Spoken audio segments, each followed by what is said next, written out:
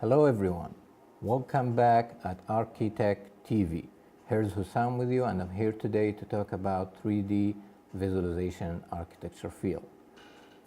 Today we're gonna talk about the basic function part 2, which is covered viewport mode, sub-object, transform centers, polymodeling with the graffiti tools, and statistic and viewports. And let's go ahead and start our lecture. So we will start with the perspective viewport over here. So we will maximize the window by pressing the minimize and maximize viewport toggle. And we will draw a simple plane, and then we'll draw a box like this and a sphere on top of it, like that. Let's move it up a little bit like this. Okay. So whatever you will see here, this is the style of the object, and that will help you to decide if those objects have appropriate material, lighting, and so on. So as you can see, here we can see what is the viewport called, like perspective, top view, or bottom, front, back, left, and right. And next to it, you have what we call viewport mode. And right now, it's realistic, which means you can see the color, you can see a default shadow for the object, and this gives you an idea about the distance, about the position of the light, and so on. Right now, because we don't have any light in our scene, you will see a default light coming from this way. But if you have or you place a sunlight or another source of light, you will see a different shadow. And the next mode, it's shaded. So if I click on it, you will see just the color of the object only. Okay, and notice the color right now, they are not a material, they are just a default shaded color. So for example, if I select the box and go here, you will see a blue color next to it. If I click on it, the color palette will show up like this, and you can select any different color from this object color and hit OK, and that will change the color.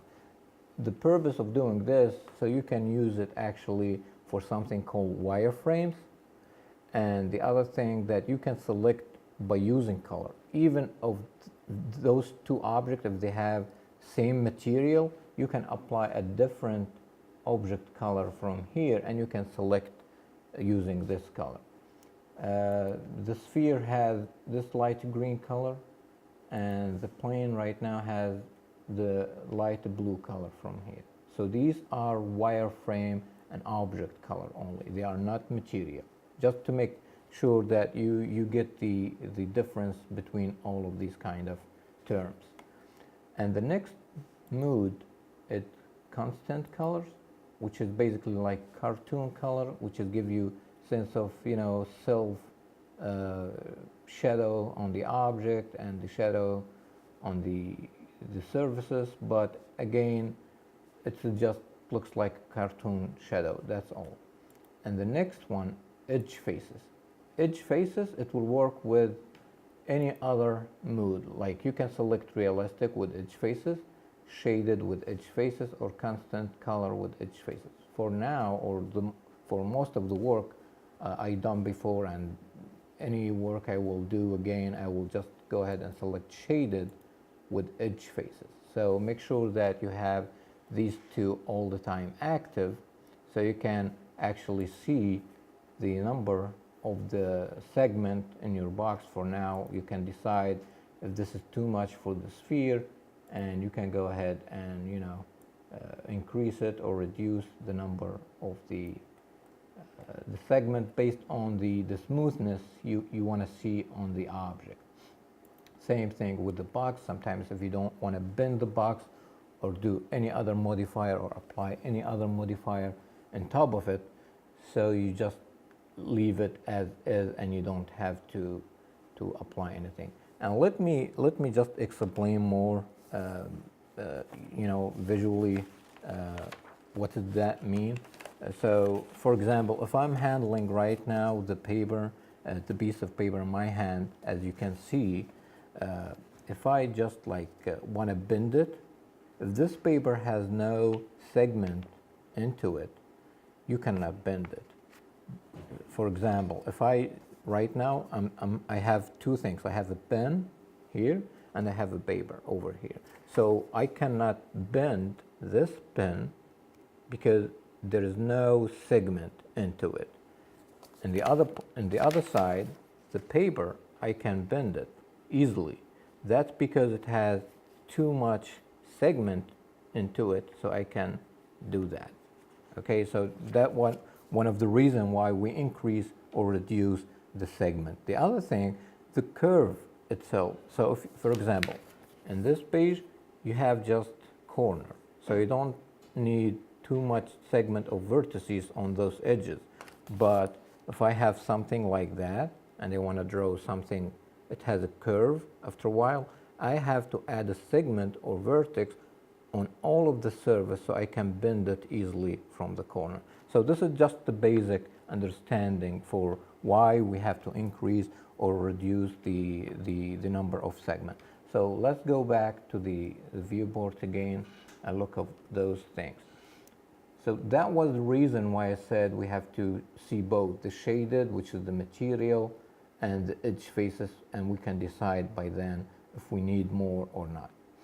The other mode, which is the wireframe, actually. Wireframe is really good if you have a really big scene and you want to move it easily, like, you know, pan it around, or, you know, using the camera or orbit and move it very fast to see those objects, how they, you know, looks like. And this is especially if you have lower memory graphic card.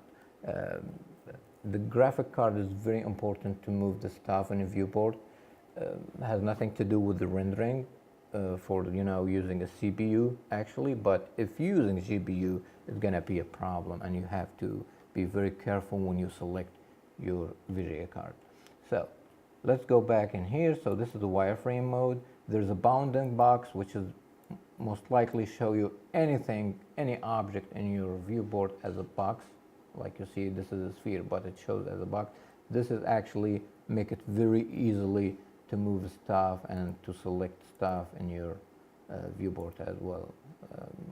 Clay, most of professional guys, they're using clay viewport mode, which is basically make anything in your viewport looks like a clay object with a clay color, red or whatever you want, and it looks like more professional way to present your work. But again, usually I'm using shaded and edge faces. There is another thing, which is the stylus. Stylus actually give you an ability to see a different color and pencil color mood like this. You can use it as a sketch for your presentation if you have very simple and very you know, easy going form or whatever. So you can just make it looks like sketch, and you can just take a screenshot or render it very fast and show it to the client. And there's like many other stylized mood, which is ink or whatever. So you can just go ahead and try them and select the one that really appropriate for your work, and you can, you know, use it for your client. So these are most of the mood that we've been talking about in our lecture today. And again, we will go ahead and select shaded with edge faces, okay? And that will allow us to see both. See the shaded object, the color of object, at the same time, the edge faces. And notice if I go and select the wireframe, you will see the wireframe color based on the object color in here. So this is red. If I select this guy over here, the sphere, it's gonna be green light and so on. So that's why I said these colors are different than the material, but you can use it later for selecting by color. So this is the first part of the lecture. We talked about the mood of the viewport, And let's go ahead and talk about the sub-object. Sub-object actually, it means any object you have, it has something inside. Like for example, we have, this is one, one sheet of paper like this. But if you open it, you have two paper inside of it, right? And table in here. So these are a sub-object of any geometry you created inside Max, or shapes actually. So let's go back to the monitor and see what I meant by the sub-object. So this is an object, geometry, and this is a shape over here. The shape could be a closed shape or just a line like this, okay? To know how to control these two, you have to know what they made of. For example, this box over here, if I go ahead here and I apply modifier called edit poly top of it, so that will allow me to see what is the sub-object. Vertices, which is those point, any corners, it has a vertices like this, or edges, these segments called edges. And then if you have an open face like this, you will have something called border, which is the whole border of any open faces. So it should be hollow like this, so you can see the border around it. If it's just a closed object like this, you cannot have this option, which is the border. And then you have the polygon, or we call the faces. So the polygon and faces, same term. And then you have the element, which is the whole thing. And some of you will say, okay, what is the element for? Yes, the element right now is just one object here, but sometimes you're attaching another object to it. And then you will have two elements inside. I will give you an example right now. So if I have the first object like this, and I hit attach, and then I select another object, they will become just one object. So if you move, I'm sorry, I have to uncheck the sub-object. So if you move them, rotate them, or whatever, there will be always one object called box 2, okay? So if I go in sub-object and I want to move one of them, I hit element, and that will allow me to select each one individually. And this is completely different than a grouping, because a group, each object, it will have its own properties, okay? But as one geometry, if you apply material, if you apply any modifier, it will apply it for both of them at the same time. So this is a different thing, okay? So when you attach any object to another object, they will become one unit object. But if you group them, you just put them in the back, You don't actually give them the same properties, but you just put them in the back so you can move them inside, or, do whatever you want with them, and you can actually take them from the back outside. This is a different thing. That's why I'm trying to, explain anything I'm doing, so you get sense of what's going on. Okay, let's go back and see what is the other sub-object for the shape. So we explain about the object itself, the geometry, now the shapes. So if we go ahead and select the line over here, you will see a sub-object. It has a vertices, which is the vertex at the corner, and it has the segment, which is in between those vertices. And then you have the subline, which is the whole thing. Same thing, the subline, it looks like an element in the geometry, okay? So let's go ahead and see if I attach another shape to it. So now you have one shape, and then the subline will allow you to select each one individually, okay? So for today, guys, this is it, because we don't want to take too much, because I know you guys, you don't have that much time to spend on tutorial, so we try to keep it short for you. So thank you so much, and see you next lecture. Thank you. Have a good day.